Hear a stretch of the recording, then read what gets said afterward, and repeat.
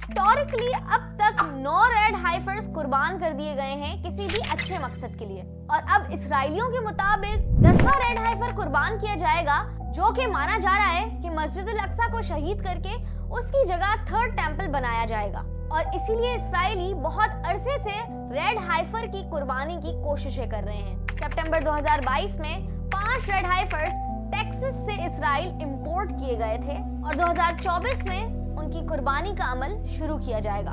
मुसलमानों की प्रेडिक्शंस ये हैं कि जिस दिन मस्जिद अल अक्सा शहीद होगी और उसकी जगह यहूदी अपना थर्ड टेंपल तामीर करेंगे, उसके बाद दज्जाल की आमद होगी और फिर इसी तरीके से इमाम मेहदी की आमद और फिर कयामत।